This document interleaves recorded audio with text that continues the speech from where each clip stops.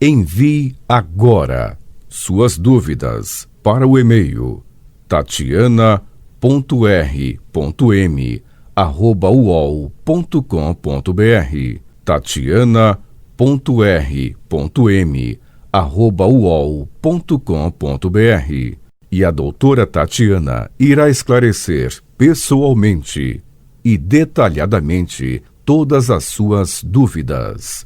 Ligue em São Paulo para 34 39 85 85. Repetindo, 34 39 85 85. Olá, queridos ouvintes.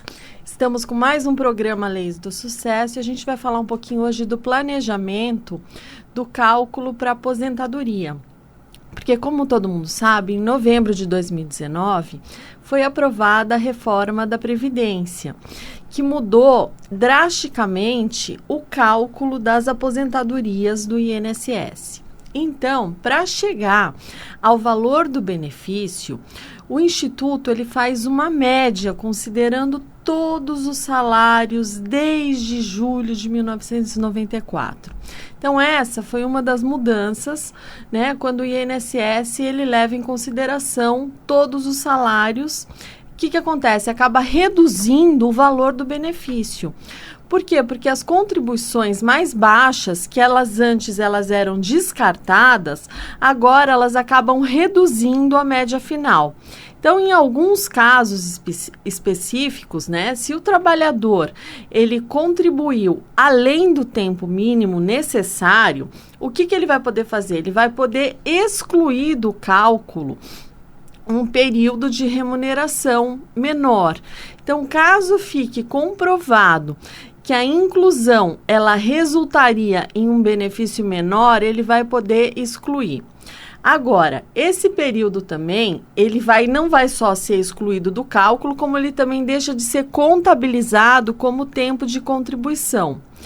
E é importante a gente deixar claro que a garantia do salário mínimo, enquanto piso constitucional dos benefícios previdenciários, ainda está garantida. Então, todo mundo ganha no mínimo um salário mínimo. E para os segurados que se filiaram ao INSS após a reforma, será exigido 62 anos de idade, no caso das mulheres, 15 anos de contribuição e 65 anos de idade e 20 anos de contribuição para os homens. Então, essa é a regra definitiva. Agora, a gente tem as regras de transição, que elas servem justamente para quê? Para abrandar, para suavizar a regra definitiva. Mas a gente precisa tomar muito cuidado quando a gente vai solicitar aposentadoria pela regra de transição. Porque se você pedir pela regra errada, pode acabar custando muito caro. Então, quais são essas regras de transição? A primeira é o sistema de pontos.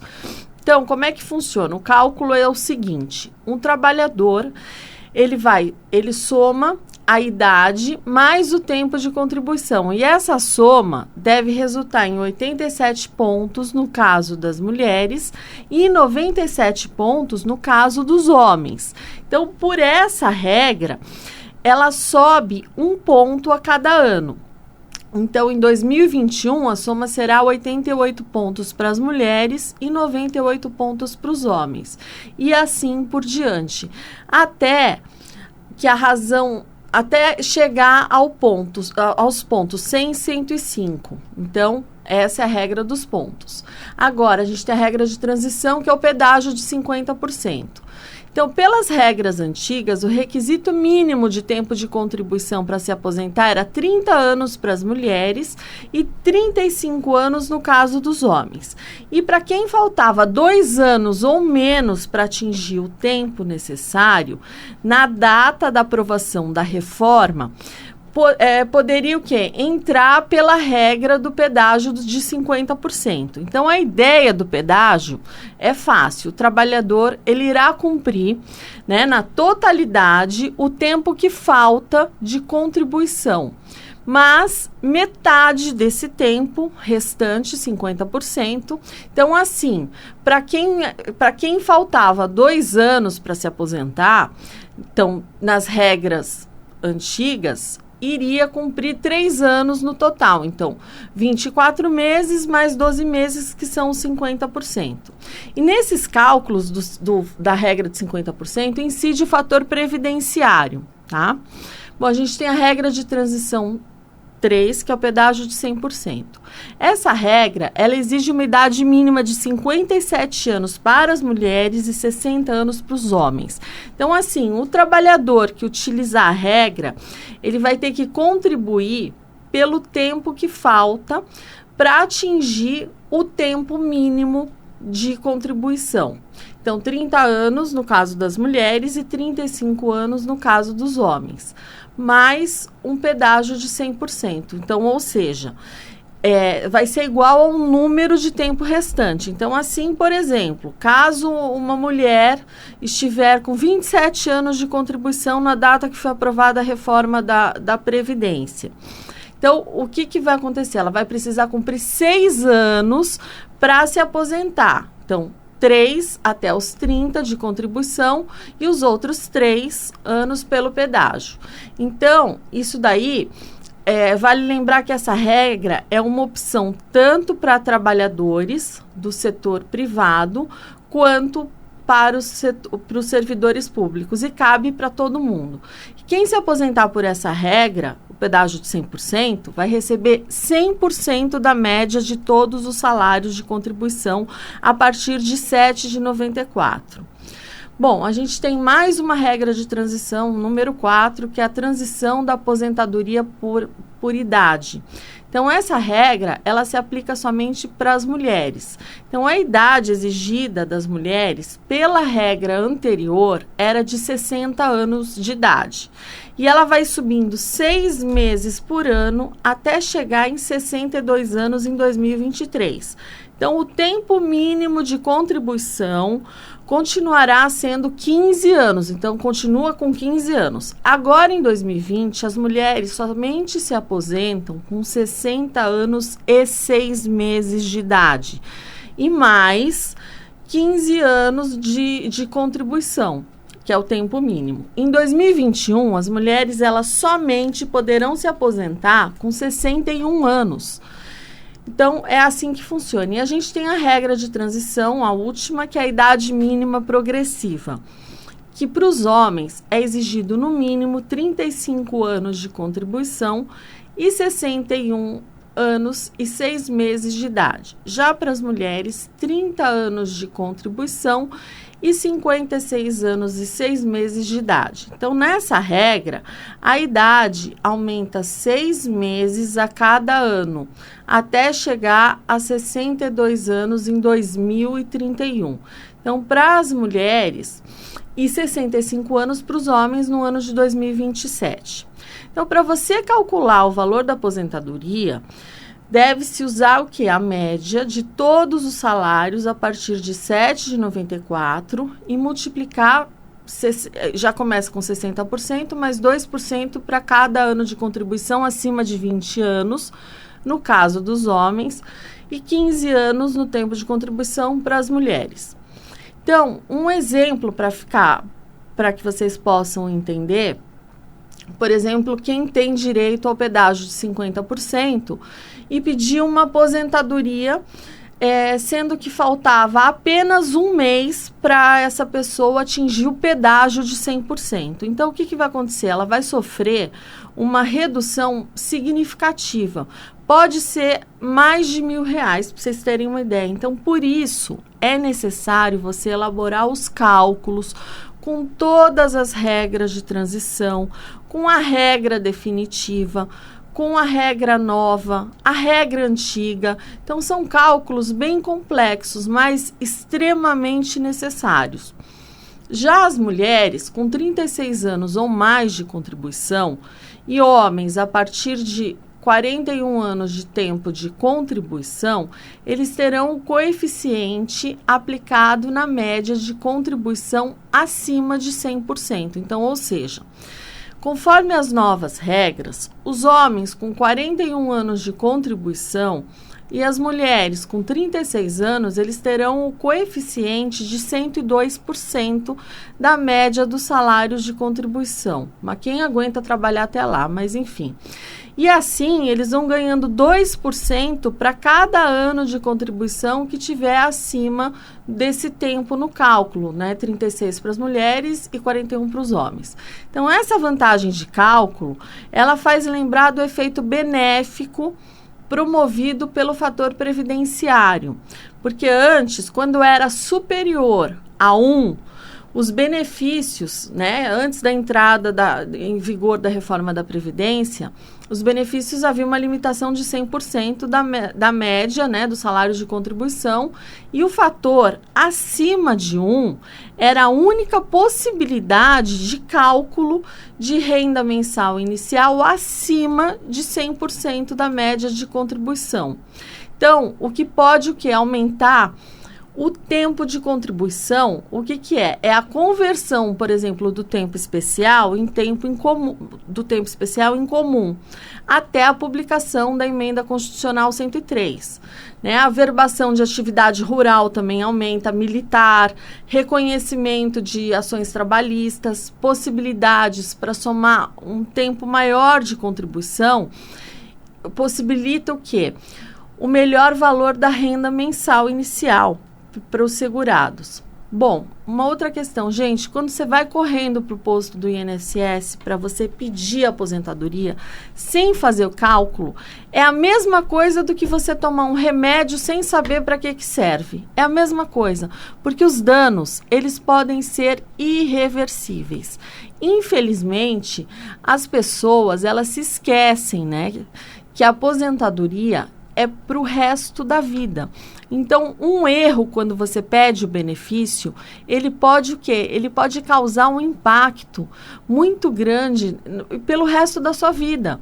E justamente na hora em que as pessoas estão mais frágeis e necessitando de amparo, de cuidados especiais. E esses cuidados com o idoso, a gente sabe, todos nós sabemos que acaba custando muito caro.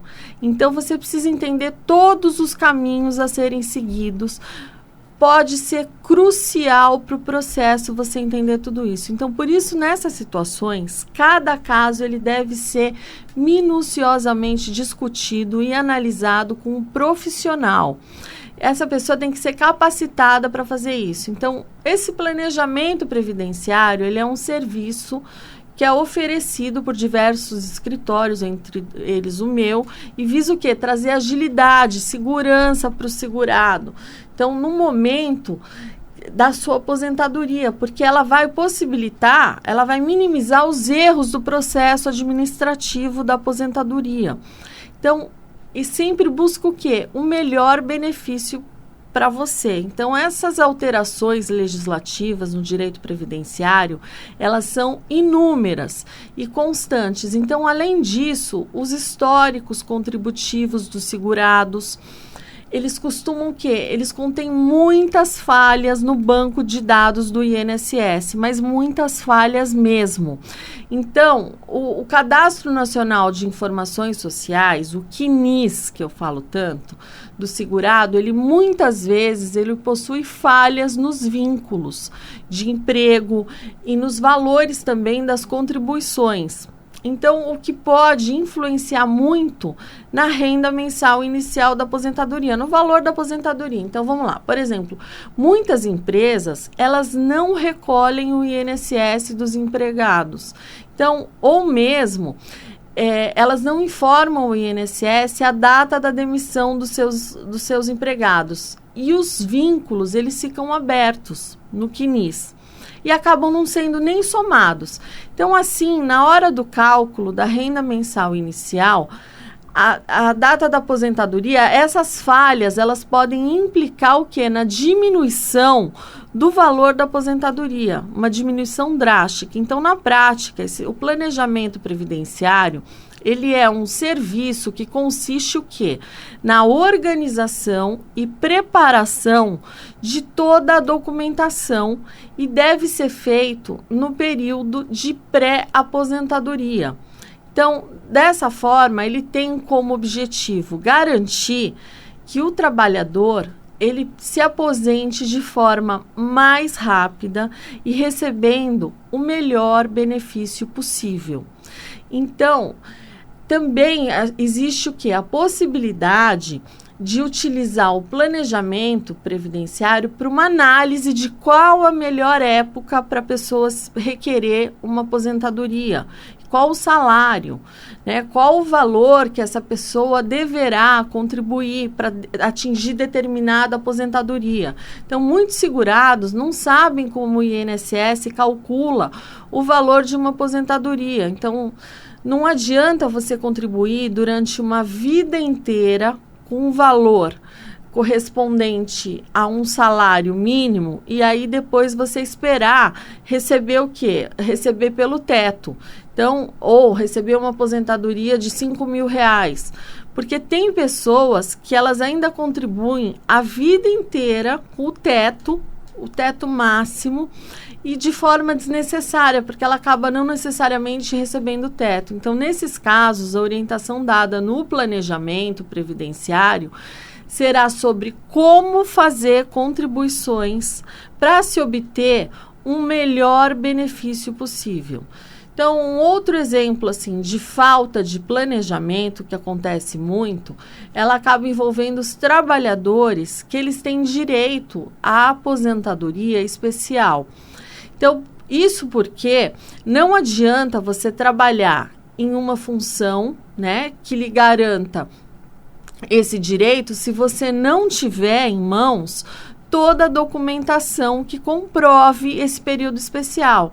Então, o INSS exige para comprovação a exposição ao agente nocivo. Então, essas situações são muito mais comuns do que você possa imaginar. Então, alguns segurados não têm ideia do quanto é burocrático e complicado você fazer um pedido de aposentadoria.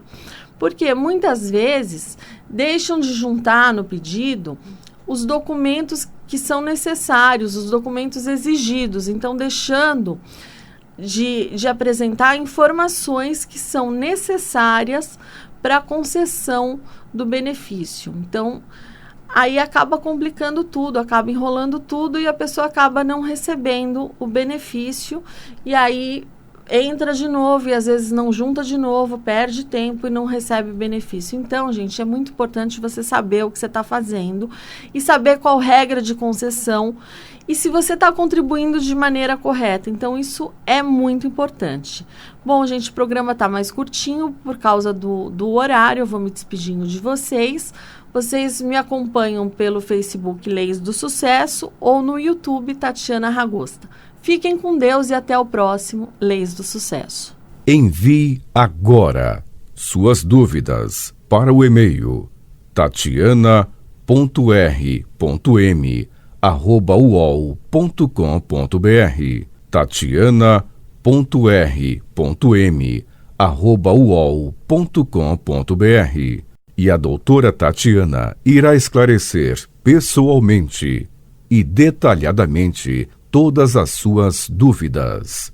Ligue em São Paulo para 34 39 85 85.